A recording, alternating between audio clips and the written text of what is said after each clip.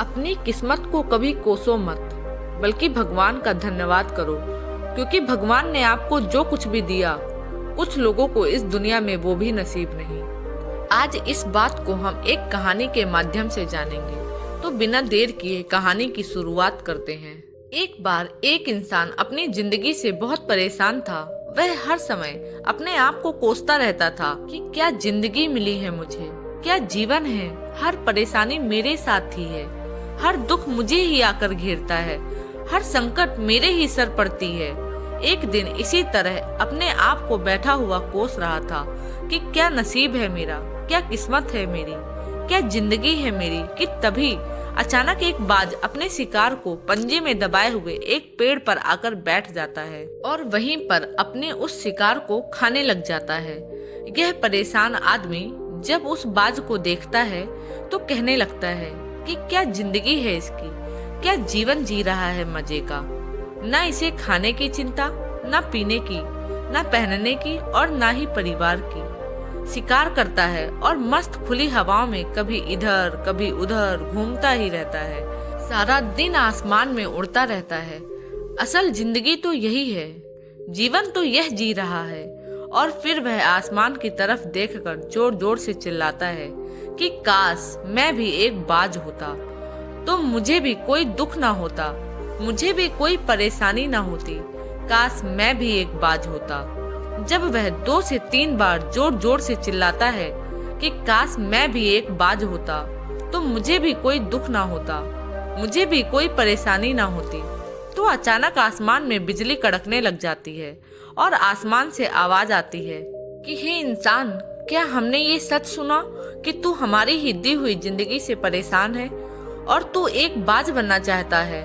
तो इस आकाशवाणी को सुनकर यह इंसान हैरान रह जाता है और आसमान की तरफ देखकर कहता है कि हाँ, मैं सच में अपनी इस जिंदगी से बहुत परेशान हूँ, क्योंकि हर परेशानी मेरे साथ ही है, हर दुख मुझे ही है, हर तकलीफ मेरे ही साथ है। तो आसमान से फिर आवाज आती है कि हे इंसान, एक बार फिर सोच ले, हमने तुझे बड़ी प्यारी जिंदगी दी है, लेकिन अगर फिर भी तू चाहता है कि हम तुझे बाज बना दें, तो हम तुझे बाज बना देंगे। लेकिन अगर एक बार हमने तुझे बाज बना दिया, तो फिर हम तुझे बाज से इंसान दोबारा नहीं बनाएंगे।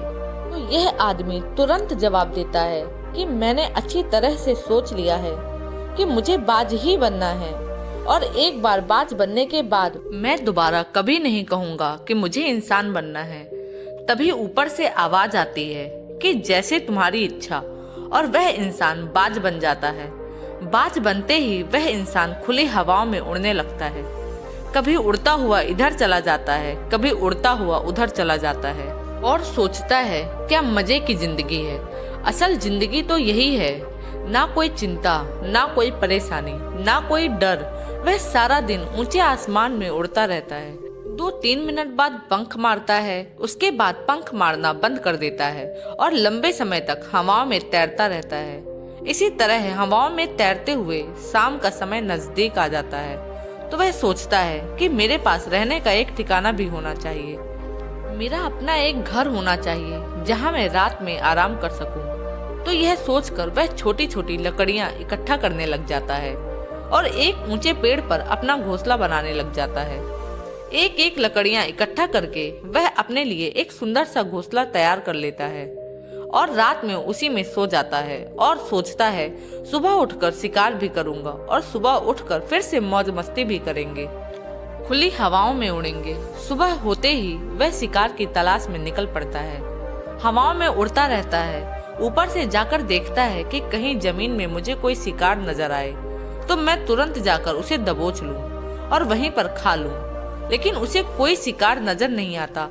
काफी समय बीत जाता है, वह लगातार ऊंचाई से शिकार को ढूंढता रहता है, लेकिन उसे कोई शिकार नहीं मिलता। फिर पास में एक जंगल होता है, वह उस जंगल में चला जाता है, यह सोचकर कि शायद वहाँ कोई अच्छा सा शिकार मेरे हाथ आ जाए। यह जंगल के ऊपर उड़कर शिकार को ढूंढता रहता है, जंगल के अंदर जाकर भी शिकार को ढूंढता है, लेकिन उसे वहाँ भी कोई शिकार नहीं मिलता। शाम का समय नजदीक आ जाता है, तो वह मायूस होकर वापस अपने घोंसले की तरफ लौट रहा होता है कि रास्ते पर थक कर एक पेड़ के ऊपर बैठ जाता है। जब वह उस पेड़ के ऊपर बैठा होता है तो उसकी नजर एक बीमार चिड़िया पर पड़ती है जो कि घायल अवस्था में होती है। यह तुरंत जाकर उसे दबोच लेता है, उसके पंख निकालकर अलग कर देता है और उसे खा जाता है। उस चिड़िया को खाने के बाद वह अपने घोंसले की तरफ उड़ जाता है और रास्ते में सोचता है कि चलो बीमार चिड़िया ही सही, लेकिन कुछ तो खाने को मिला। वह अपने घोंसले पर पहुंचकर आराम करने लगता है और सोचता है सुबह एक अच्छा सा शिकार पकड़ूंगा और अपनी भूख मिटा लूंगा।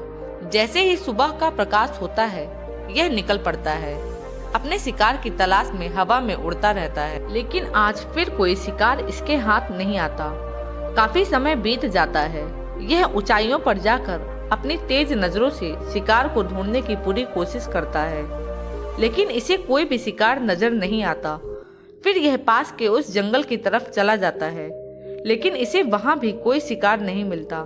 इसी प्रकार पूरे दिन उड़ते उड़ते शाम का समय नजदीक आ जाता है, तो यह निराश होकर वापस लौटने लगता है और रास्ते में एक पेड़ पर आकर बैठ जाता है। सोचता है शायद आज फिर कोई बीमार चिड़िया मेरा इंतजार कर रही हो, लेकिन हर बार किस्मत मेहरबान थोड़ी होती है। आज इसे कोई बीमार चिड़िया नहीं मिलती। यह थक हार कर वापस अपने घोंसले की तरफ चल पड़ता है और घोंसले पर पहुंचकर भूखा प्यासा ही सो जाता है और सोचता है कल सुबह एक बड़ा सा शिकार पकड़ूंगा और आज की भी भूख मिटा लूंगा। रात को अपने घोंसले में सोया होता है, गहरी नींद में होता है कि तभी एक भयानक तूफान आता है। इस तूफान की हवा इतनी तेज होती है कि इसके घोंसले को उड़ाकर एक जगह फेंक देती है। तो यह जहाँ पर गिरता है वहाँ नीचे एक नोकदार लकड़ी पड़ी होती है जो इसके पंजे में गड़ जाती है और इसे बुरी तरह घायल कर देती है। तूफान के रुकने के बाद बारिश शुरू हो जाती है। तेज बारिश होती रहती है, पर यह किसी तरह से पेड़ों के नीचे छुपकर बैठा रहता है। बड़ी मुश्किल से इसकी रात कटती है। जब सुबह होती है तो बारिश रुक जाती है। बारिश के रुकते ही चारों तरफ खुशियां छा जाती हैं, चारों तरफ हरियाली छा जाती है। नदियां और झरने तेजी से बहने लगते हैं। सब कुछ फिर पहले के जैसा हो जाता है, लेकिन यह बाज अब पहले के जैसा नहीं रह गया। इसका पाँव बुरी तरह घायल हो चुका है। इसके पंजे में जो लकड़ी लगी थी उसकी वजह से इसका पंजा बुरी तरह छत बिछत हो गया है। और मैं आपको बता दूं कि बाज का जो पंजा होता है वह उसके शिकार को पकड़ने के लिए सबसे जरूरी होता है, क्योंकि बाज अपने पंजों से ही अपने शिकार को पकड़ता है, दबोचता है और फिर अपनी चोंच के माध्यम से नोच नोच कर खाता है। लेकिन अब इस बाज का पंजा बुरी तरह से घायल हो चुका था और वह पिछले 2 दिनों से भूखा भी था। यह शिकार की खोज में थोड़ा सा उड़ता है कि शायद फिर कहीं कोई बीमार चिड़िया इसे मिल जाए, लेकिन कहाँ बार बार कोई बीमार चिड़िया मिलने वाली थी। वह कुछ देर तक उड़ता है, लेकिन फिर भूख और दर्द के मारे थक कर एक पेड़ पर आकर बैठ जाता है। वह पेड़ पर आकर बैठ तो जाता है, लेकिन उसे पता नहीं था कि यहाँ एक और मुसीबत उसका इंतजार कर रही है। और वह मुसीबत यह थी कि 8-10 कौवों का झुंड मिलकर उसे परेशान करने लग जाते हैं। इसके ऊपर आकर इसके घाव में चोंच मारने लग जाते हैं। उन्हें पता भी चल जाता है कि यह बाज घायल है और भूख की वजह से कमजोर भी है। यह बाज उनसे बचने के लिए थोड़ा सा उड़ता है और फिर जाकर बैठ जाता है। उनसे पीछा छुड़ाने का प्रयास करता है, लेकिन वह फिर इसके पीछे आ जाते हैं। तो यह फिर थोड़ा उड़कर थोड़ी दूर चला जाता है, लेकिन वह इसका पीछा नहीं छोड़ते और बार बार इसके पास आकर इसे परेशान करते हैं। कौवे अक्सर बाज के साथ ऐसा ही करते हैं, लेकिन फिर बाज भी उनके साथ एक खेल खेलते हैं। जब कौवे का झुंड बाज को परेशान करता है और उनका पीछा नहीं छोड़ता, तो बाज हवा में सीधी उड़ान भरने लगते हैं। वह तेजी से सीधा ऊपर की ओर उड़ने लग जाते हैं। कौवे भी उसके पीछे उड़ते हैं, लेकिन कुछ दूर तक उड़ने के बाद कौवे ऐसी ऊंचाई पर पहुंच जाते हैं जहां पर उन्हें ठीक से ऑक्सीजन मिलनी बंद हो जाती है। उनका दम घुटने लग जाता है, उनकी सांस रुकने लग जाती है।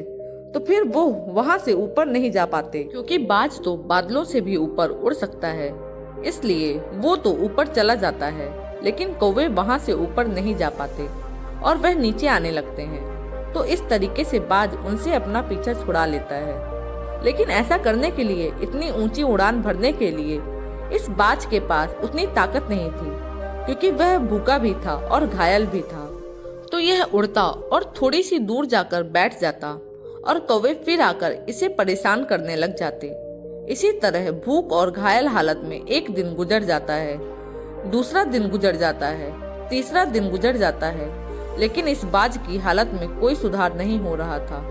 वह बद से बदतर होती जा रही थी। चौथे दिन जब यह बिल्कुल खत्म होने पर आ जाता है, इसके अंदर बिल्कुल ताकत नहीं बचती और इसका शरीर इसका साथ छोड़ने लगता है। तो यह किसी तरीके से उड़कर पास ही इंसानों की एक हॉस्पिटल होती है, उसकी छत पर आकर बैठ जाता है और वहां से आने जाने वाले मरीजों को देखता है और अपने आप से कहता है कि काश आज मैं एक इंसान होता तो ऐसे छोटे मोटे जख्मों का हॉस्पिटल से इलाज करवा लेता, या किसी को बता देता कि मैं भूखा हूँ, परेशान हूँ, मेरे साथ यह परेशानी है, लेकिन आज मैं एक ऐसा बेजुबान परिंदा हूँ जो किसी से कुछ नहीं कह सकता, किसी को अपना दुख नहीं बता सकता, किसी से कोई मदद नहीं मांग सकता। यही बात सोचकर वह उसी छत पे अपना दम तोड़ देता है। वह अपनी जान की कुर्बानी तो दे जाता है, लेकिन साथ ही साथ हमें यह सीख भी दे जाता है कि आपको जैसा बनाया गया है, आप जैसे भी हो उसी में खुश रहो और उसी में बेहतर करने की कोशिश करते रहो, ना कि इस बात से परेशान रहो कि काश मैं ऐसा होता, काश मैं वैसा होता, काश मैं यह बन जाऊं, काश मैं वैसा बन जाऊं। आप उसी में अपना सर्वश्रेष्ठ करने का प्रयास करो। तो दोस्तों, आपको ये कहानी कैसी लगी नीचे कमेंट बॉक्स में कमेंट करके जरूर बताइएगा। धन्यवाद।